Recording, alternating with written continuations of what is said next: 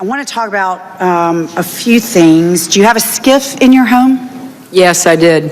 Okay, and who else was at your home? Were you alone? I was alone, yes. The whole night? Well, yes, the whole night. Well, I don't know why that's funny. I mean, did you have any in-person briefings? I don't find it funny at all. I'm sorry, a little note of levity at 7:15. Well, I mean, the reason I say it's not funny is because it went well into the night when our folks on the ground were still in danger. So I don't think it's funny to ask you if you were alone the whole night. Congresswoman, you asked if I had a skiff. I had secure phones. I had other equipment that kept me in touch with the State Department at all times. Vertigo, they can have forgetfulness. Is that video we're showing a seizure? Well, maybe it certainly could be. Watch it right here. Let's just watch it closely here. Watch the reporter back right there. You see the look, and it goes on and on and on.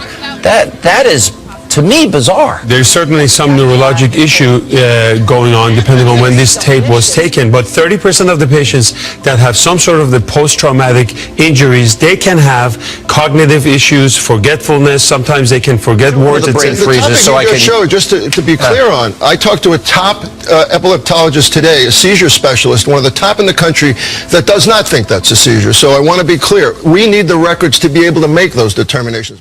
About 90 minutes in, Mrs. Clinton left, saying she felt overheated. Before she was taken to her daughter's apartment, a camera captured Mrs. Clinton appearing woozy and losing balance as she was escorted into her SUV. A short time later, she emerged from her daughter's apartment. Feeling great. Feeling great. When you look at that collapse, that video that was taken, you wonder if it's not more serious. No, than dehydration. She's been, well, if it is, it's a mystery to me and all of her doctors. Rarely, but on more than one occasion over the last many, many years, the same sort of things happened to her when she just got severely dehydrated. And she's worked like a demon, as you know, as Secretary of State and as a senator, and in the years since. It's chaotic, but law enforcement's trying to make sense out of it. They're trying to obviously not let something happen again in the next 10 minutes, the next hour. This is an NBC News special report. Here's Lester Holt. Good day from New York. Some concerns raised this morning about the well-being of Hillary Clinton, Democratic candidate for president, after she left the 9/11 memorial service at Ground Zero earlier than expected. Her campaign telling us that it may have been related to the heat and that she is okay. And of course, the late night comics are weighing in. You know what? Everyone, especially reporters, have a right to be angry. You know, as does everybody else who Hillary kissed and touched this weekend. Yeah, look at her, handing out pneumonia like it's a free sample at Costco. Would you like some pneumonia? Trump has refused to attack her while she's sick, and he even said that he hopes she feels better. At which point people started asking Trump if he was feeling okay. Maybe you should lie down, Mr. Trump. Her campaign telling us that it may have been related to the heat and that she is okay. But what I see in this video is someone who is unsteady and wobbly, but conscious on a hot and humid day in New York City like today. Elise Finch is here now with your exclusive CBS 2 forecast. And Elise, a lot of people are looking at today as a little bit of relief after yesterday. Yeah, for sure. It's relief from the heat and humidity. The temperatures were down, but so were the dew points. So we had cooler temperatures, lower humidity, and generally speaking, a nicer day to be outside. And here are the basic facts. She had 2 episodes of what's called deep venous thrombosis. Common problem, blood clots in the leg. She also has hypothyroidism. And she's being treated for hypothyroidism with something called Armour Thyroid, which is very unconventional and something that we used to use back in the 60s. And both he and I went, that's weird. And by the way, wow, Armour Thyroid sometimes has some weird side effects. Oh, well, okay. So she goes on Coumadin. That's weird. Because Coumadin really isn't even used anymore. Now we use Eliquis or Xarelto, things like this. Certainly the presidential candidate would get one of the newer anticoagulants. Then she falls, hits her head, and as a complication of that has something called a transverse sinus thrombosis. This is an exceedingly rare clot. I've only seen one of these in my career, which is a clot in the collecting system for the cerebral spinal fluid. and it essentially guarantees that somebody has something wrong with their coagulation system. Well, she's had 2 clots, a transverse sinus thrombosis. What's wrong with her coagulation system? Has that been evaluated? And oh, by the way, Armour thyroid associated rarely with hypercoagulability. So the very medicine the doctors are using may be causing this problem, and they're using an old-fashioned medicine to treat it. What is going on with her health care? It's bizarre. I got to tell you, look, maybe they have reasons, but at a distance, it looks bizarre.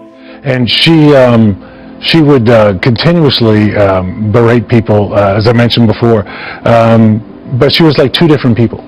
Again, she would be polite and nice to everybody when the cameras were on, and then when they were off, she was just cold, distant. Seconds later. Just almost instantly. I mean, that's what I've experienced quite a few times. And I also think we'd be a lot better off if we actually talked to each other instead of yelling at each other. I am so sick. I am so sick of the Sanders campaign lying about me. She does seem angry a lot. Right. And you're saying behind closed doors when nobody's looking, she's that angry person always. Mostly. Or distant, cold. What I've been looking at there, Sean, doesn't concern me too much. That's her being a politician. The kind of anger I'm talking about is where she just almost can't even complete a sentence. She starts yelling, screaming, cussing. I talked in the book how she... By the way, mistreating people in their positions. Sure. All the time. Yes, the uniform division officers, agents. So this is like you're describing a phony, fake, fraudulent human being. Absolutely. All right, let me give you an example. This is Hillary, saying she remembers landing under sniper fire when she went to Bosnia. This is what she said. I remember landing under sniper fire. There was supposed to be some kind of a greeting ceremony at the airport, but instead we just ran with our heads down to get into the vehicles to get to our base. Great image making, but here's the problem. We have the real video, and this is it. This is Hillary arriving not under sniper fire, but she walks up to a group of young girls who give her flowers and give her gifts. That's not exactly sniper fire. So is that the person that you're trying to warn America about? Yes. Explain. In other words, she sits with an interview with Bill. You think they're the happiest couple together. The light goes off. She hates him. Right. I don't know if she hates him or not, but I will tell you that the example you just showed there is a perfect example of anybody that worked around them in the Secret Service. When they saw that, they knew they started laughing their faces off because they knew that was a flat-out lie. Secretary Clinton said there was nothing marked classified on her emails either sent or received. Was that true? That's not true. Secretary Clinton said I did not email any classified material to anyone on my email. There is no classified material. Was that true? There was classified material emailed. Secretary Clinton said she used just one device. Was that true?